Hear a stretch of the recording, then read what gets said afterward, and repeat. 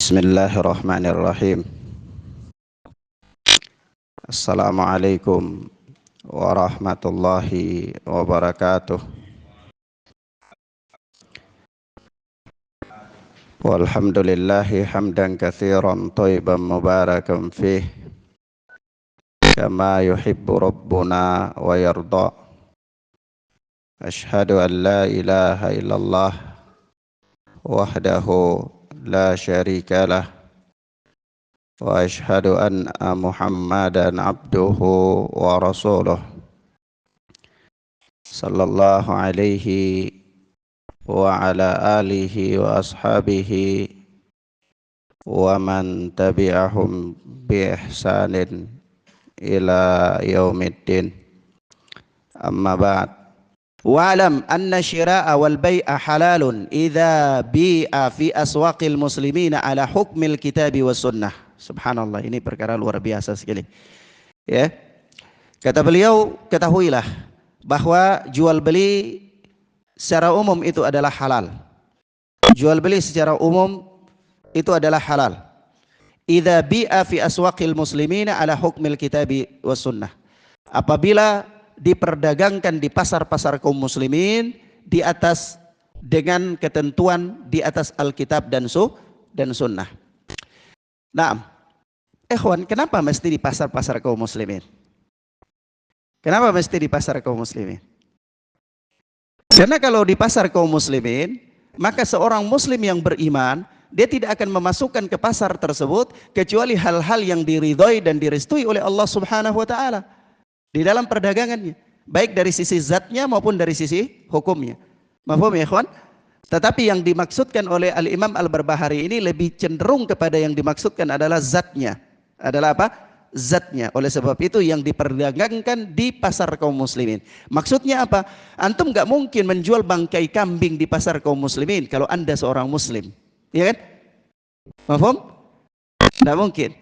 Tapi kalau misalnya itu di pasar di mana ya? Kalau di kita ini misalnya di Manado, di pasar Manado, ya, itu secara umum adalah jual belinya halal misalnya. Nggak mungkin. Kenapa? Karena di pasar Manado itu ada orang bisa jual ular di situ, bisa jual apa namanya khinzir di situ, bisa jual kelelawar di situ dan seterusnya. Jadi tidak bisa antum menggunakan hukum asal kehalalan itu di tempat yang demikian. Paham maksudnya? Taib.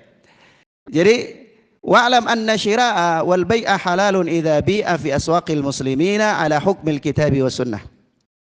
Ketahuilah bahwa jual beli itu asalnya adalah halal apabila dilakukan di pasar-pasar kaum muslimin yang berpijak pada Al-Quran dan Sunnah. Min ghairi ayyadkhulahu taghrirun aw dhulmun aw ghadrun aw khilafun lil Quran aw khilafun lil ilmi. Tanpa ada perubahan atau kedoliman atau kecurangan atau menyelisihi Al-Quran dan ilmu. Artinya seluruh praktek perdagangan yang ada di pasar kaum muslimin yang berdiri di atas Alkitab dan Sunnah itu hukum asalnya adalah halal selama dia belum terjadinya praktek-praktek yang menyimpang yang membawa dia kepada keharaman. Praktek yang menyimpang itu apa? Misalnya ada kedoliman di sana. Atau ada kecurangan. Kecurangannya misalnya barang yang busuk diletakkan di bawah, barang yang baik diletakkan di atas. Maka dia keluar daripada hukum umum. Maka di sini jadi apa? Jadi haram, dilarang. Mafhum? Atau ada kecurangan, atau ada penipuan di sana, ya, dan seterusnya. Atau jual beli itu menyelisihi ketetapan Al-Quran dan Sunnah. Misalnya di pasar tersebut terjadilah praktek ribawi misalnya, iya, maka riba dengan cabang-cabangnya, riba 72 cabang riba itu ya. Nah, maka kalau selama tidak terjadi itu, maka dia kembali kepada hukum asal, yaitu dia apa? Halal. Taib. Ada ingin mengatakan bahwa Ini terjadi pada zaman-zaman di mana negeri-negeri ini masih diatur oleh pemerintahan kaum muslimin. Masih diatur oleh pemerintahan kaum muslimin, khalifah-khalifah, ya, raja-raja yang memerintahkan manusia dengan Alkitab dan Sunnah, dan mereka memerintah sampai mengatur urusan-urusan yang berkaitan dengan pasar-pasar kaum muslimin. Tapi kemudian pada zaman modern, ya, sehingga perkara ini sudah terjadi campur baur, ya, ketetapannya juga sudah tidak bisa dipastikan, maka ini kembali kepada mayoritas tempat. Artinya kalau di suatu tempat itu mayoritasnya adalah kaum muslimin dan itu pasar mereka, maka hukum asalnya adalah apa? Halal. Jadi antum jangan datang di pasar kaum muslimin lalu antum tanya ayam ini disembelih apa enggak. Ya, paham enggak? Sapi ini sapi sembelihan apa sapi bangkai ini mungkin. Enggak boleh. Kalau itu di pasar kaum muslimin. Seandainya itu bukan di pasar kaum muslimin, boleh enggak bertanya kayak gitu? Boleh saja. Meskipun ya kalau seandainya itu mempersulit Anda maka ya enggak boleh. Tapi kalau bertanya boleh saja kalau itu bukan di pasar kaum muslimin. Mafhum ikhwan? Pasar, paham ya? Jadi jangan antum datang di ada seorang di situ pasar kaum muslimin, orang-orang yang mengerti tentang agama, mereka melakukan transaksi, kebetulan jual ayam, antum datang ini ayam disembeli apa dipetek kepalanya ini lehernya. Enggak boleh. Mafhum, paham ya? Baik. Maka di bab ini anak ingin sampaikan kesimpulannya kepada antum saja, karena ini merujuk kepada Kitabul Buyu. Siapa di sini yang sudah pelajari Kitabul Buyu? Bab jual beli itu siapa yang sudah pelajari? Para pedagang ini mesti pelajari ini bajakan nih. Iya. Pak Warso, pelajari Kitabul Buyu, iya. Pak Kasman, Masya Allah. Kitabul Buyu, Kitabul Buyu, anak katakan saja begini. Kesimpulan dasarnya dikatakan oleh para ulama ketika membahas Kitabul Buyu, itu ada syarat-syarat jual beli, ada syarat-syarat jual beli. Sebagian para ulama dalam kitab-kitab mereka mengatakan begini, syarat dan rukun jual beli. Berapa syarat dan rukun jual beli? Syarat dan rukun jual beli itu ada 7. Kalau antum pahami perkara ini, insya Allah antum paham tentang praktek jual beli. Pertama, syarat jual beli itu pertama adalah, atau syarat dan rukun jual beli itu pertama adalah saling ridho. Saling ridho. Ya ayyuhalladzina amanu la ta'kulu amwalakum bainakum bil batil. Atau la ta'kulu amwalakum bainakum bil batil, ya. Ayatnya begitu ya. Atau la ta'kulu amwalakum bil batil sudah ada. Ya ayyuhalladzina amanu la ta'kulu amwalakum bainakum bil batil illa antakuna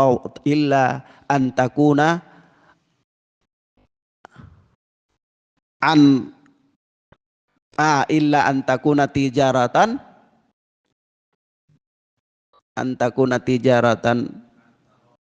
antaradin minkum. Naam. Ya ayyuhalladzina amanu, hai orang-orang yang beriman, la ta'kulu amwalakum bainakum bil batil, janganlah kalian memakan harta-harta kalian dengan cara yang batil, illa antakuna tijaratan antaradin bainakum. Kecuali apa? Hal itu terjadi dengan keridhaan di antara sesama kalian. Maka di sini harus ada saling ridho. Ini syarat yang pertama. Syarat yang kedua, ya, pelaku jual beli itu adalah orang yang boleh, ya, melakukan transaksi. Boleh melakukan transaksi. Memang ada ya Ustadz orang yang nggak boleh melakukan transaksi. Ada.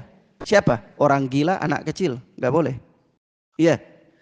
Anak kecil yang belum balik nggak boleh melakukan transaksi misalnya, karena dia nggak boleh jual beli, dia nggak boleh melakukan jual beli karena dia belum dianggap punya akal, ya. Ya, meskipun sebahagian fuqaha mengatakan anak-anak kecil boleh menjual barang-barang yang nilainya ringan, boleh, ya. Tapi kalau misalnya anak-anak kecil mau ngurus masalah saham misalnya, ya, nggak boleh, ya. Ini ala kulli hal, yang pertama, syarat yang pertama, pelakunya adalah orang yang dibolehkan dalam melakukan transaksi. Yang ketiga, yang diperjualbelikan adalah harta yang bisa bermanfaat dan mubah. Harta yang bermanfaat dan mubah. Yang diperjualbelikan itu harta yang manfaat dan mubah. Ya, manfaat itu ya kembali kepada ya kemanfaatan tidak membawa mudarat. Misalnya bagi tubuhnya kalau itu makanan, kalau misalnya itu pakaian adalah juga menutupi auratnya dan seterusnya. Sehingga kalau di dalam bab ini sebagian fuqaha di zaman modern itu mengharamkan jual beli pakaian-pakaian yang menampakkan aurat.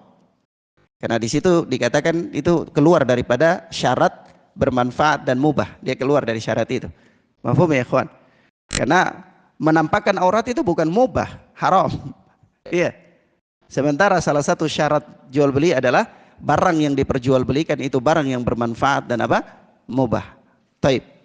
Kemudian yang keempat adalah harta tersebut dimiliki atau diizinkan untuk diperjualbelikan. Jadi la tabi' ma laisa indak. Tidak boleh menjual apa yang tidak ada pada dirimu. Tidak boleh menjual apa yang ada pada dirimu. Maka ini pada zaman modern ini termasuk jual beli online ya. Apa namanya dropship ya.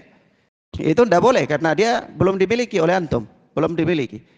Ya, saya beli barang di mana? Beli barang di Shopee tapi barang itu dari Solo.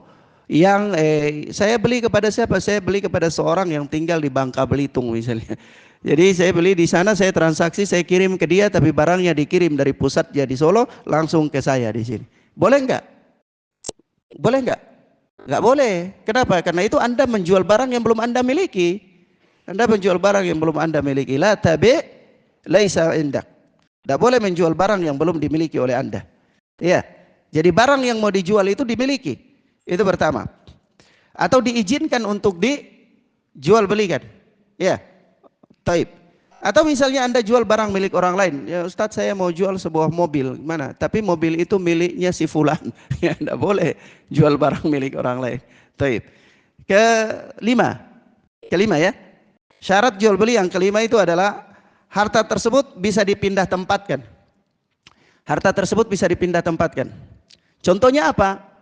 Para fuqaha memberikan contoh dalam masalah ini seperti Anda menjual unta yang sedang lepas, lari, kabur. Itu tidak bisa dipindah tempatkan. Untuk mau ambil tidak ada untanya. Ya, mafhum ya? Paham ya? Jadi yang berikut harta tersebut bisa pindah tempatkan. Yang keenam, harta tersebut jelas.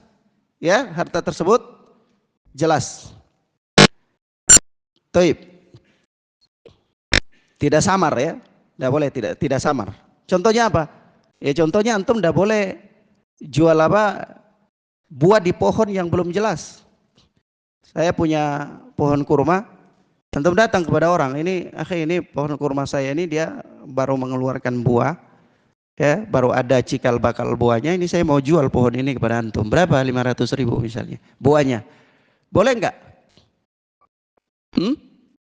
Nggak boleh. Kenapa? Belum jelas. Bisa jadi dia mengeluarkan cikal bakal buah, tapi 2 bulan kemudian datangnya hujan, gugur semuanya, nggak jadi. Ya, mafhum ya.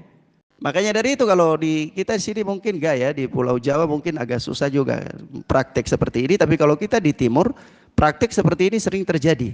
Terjadinya itu di mana? Di Cengkih. Cengkih itu belum panen. Orang udah datang ambil uang, Ustadz ini saya punya pohon cengkih ada sekian banyak, ya tolong ini saya mau jual aja kepada antum, kasih saya uang sekian sekarang. Nah, dikasih, terus tunggu sampai musimnya panen. Nah, musim panen itu kadang-kadang ya dia punya buah yang banyak sekali, ya, orang ini untung yang beli, untungnya berlipat-lipat ganda. Tapi kalau pas dia gagal ya nggak jadi dia, berarti belum jelas, tak boleh. Mafhum ya ikhwan? Baik. Kemudian yang berikutnya apa? Harganya juga jelas. Jadi antum nggak boleh melakukan praktek jual beli. Ini berapa harganya? Ya sudahlah, bayar aja berapa aja. Nggak boleh, harus jelas. Harus ditetapkan harganya jelas. Nah, nanti di dalam penawaran mau tambah atau mau kurang ya itu urusan lain. Tapi antum harus jelas harganya. Mafhum ya ikhwan? Paham ya? Baik. Demikian ya ikhwan fillah, azani Allah wa iyyakum. Ini catatan yang perlu kita pahami di dalam permasalahan jual beli. Ketika kita masuk di dalam bab jual beli, maka syarat dan rukun jual beli itu hanya 7. Ada 7 ini yang sebagaimana anak sampaikan kepada antum.